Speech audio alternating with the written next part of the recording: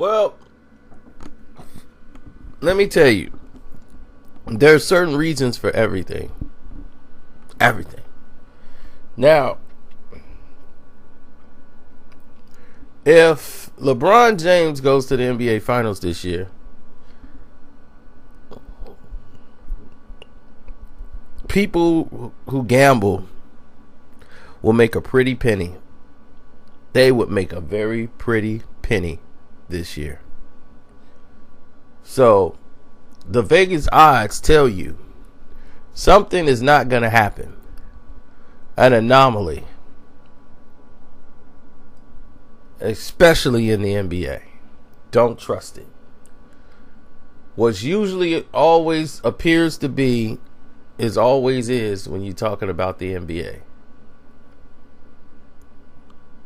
And unfortunately for other teams, that's the way it's going to go.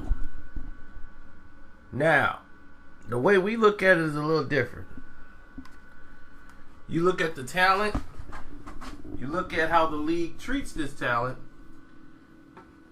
and then you make your assessment. Now, do I think Kyrie Irving is one of the most talented players in the league?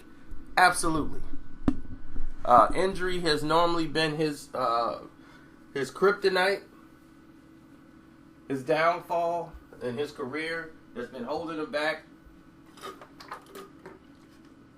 But now, you see, now they're a betting favorite to go to the NBA Finals. That's a bit different from being a runner-up. So now the question becomes, is Kyrie Irving ready for the NBA Finals?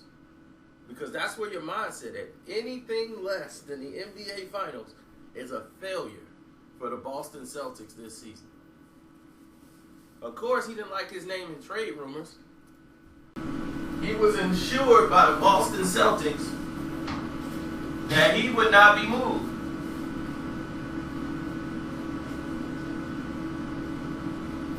And true to their word, they did not move him. So I know what you might be thinking now. Why now is Kyrie Irving so frustrated with the deal in place? Frustrated is a good word for Kyrie Irving.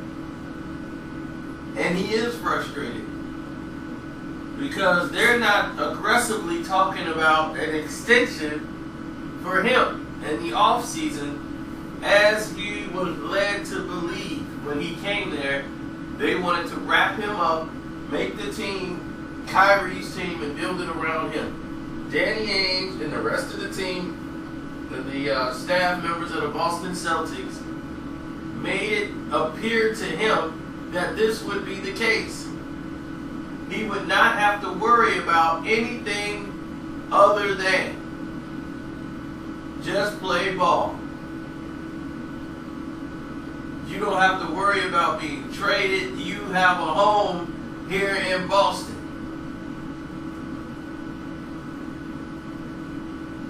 So, for him, it works. He was born there. The fans accepted Kyrie. And he brought a whole new respect to the city. Because when Isaiah went down, they were a team that was scrappy, that just made it off pure hustle, but not a real serious contender for an NBA Finals.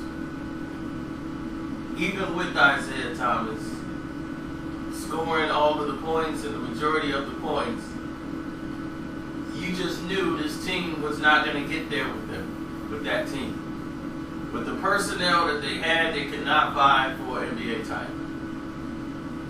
You know, them making it as far as they did with the players that they had was a pure miracle. And you can't build around a miracle. If you look at all the players that was on that team that went and played against LeBron James that year with Isaiah Thomas, I'm telling you, probably Kelly Olynyk's gone, Crowder's gone, Bradley's gone, Isaiah's now gone. That's just 4 right there. They traded away almost their entire team and rebuilt it from scratch. They kept Brown and they built around what they had, and they brought in 2 potential supermax players, and Kyrie and Gordon Hayward. So we're going to see how this blends in, because this is it. Kyrie can blend in any team. People think Kyrie needs to shoot 30, 40 times. He's happy with scoring 20 points a game. If it's going to help grow the other players, that's what they need. Gordon Hayward is a great player. You know, the guy can ball, but he's not a real good vocal leader like Kyrie is. Kyrie's the kind of guy that works with the players and try to get them better. And just trying to survive in the aura of LeBron James was too much. It's just too much. Because when they tell people their roles and saying, okay, you play this role and this role, that role, then people start trying to get you to do things that they were supposed to do. It's like, okay, now when something's failing and this guy ain't doing his job, now it's up to me to try to take the lead. No more of that goofiness. That's over with. Now it's up to Kai to show and prove.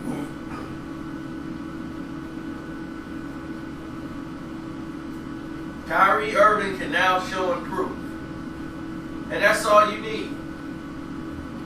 You need Kai to go in there and be Kyrie Irving.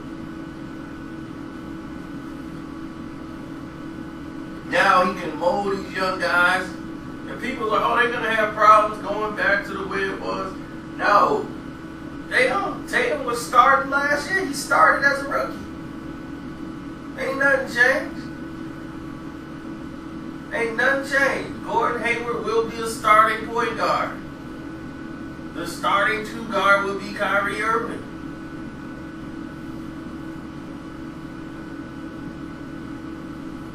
Or vice versa, whichever way they want to run it. That's the backcourt. I'm quite sure everyone knows that. They both will play 30-some minutes a game. Terry Rozier will come off the bench.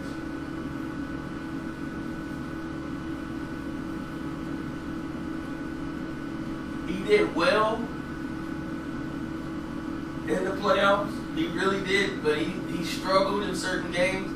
And when he struggles, he had nobody to really come in and give him that spark. If he struggles, the whole thing's going to fall apart.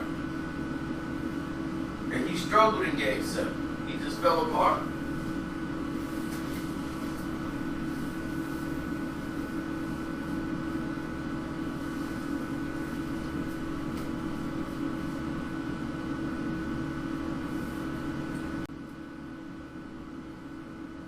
So you want to make sure you don't fall into that trap if you're them.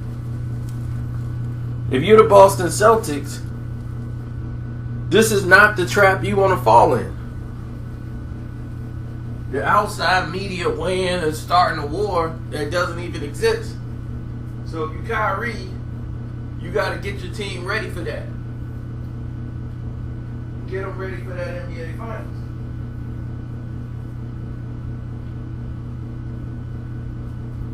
So that's what I mean when I say, Kyrie Irving, are you ready for the NBA Finals? Because that's where you're going. Because if it's between you and the 76ers, believe me, they ain't got a chance. They ain't got a chance in hell.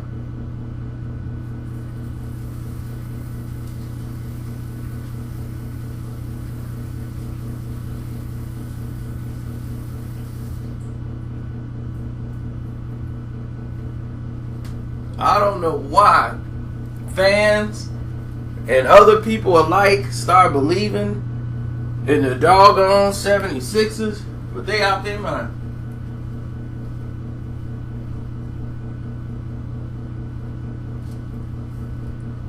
I mean, it's cool that Philly's got somebody to make them feel good again since AI was gone. But with a point guard that shoots under 50% from the free throw line,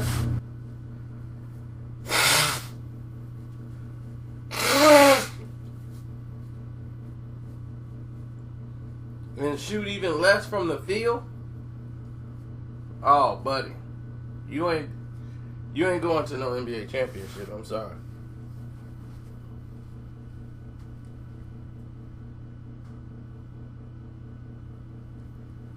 And when did this phenomenon come into play? Guys can't shoot free throws. When did that happen?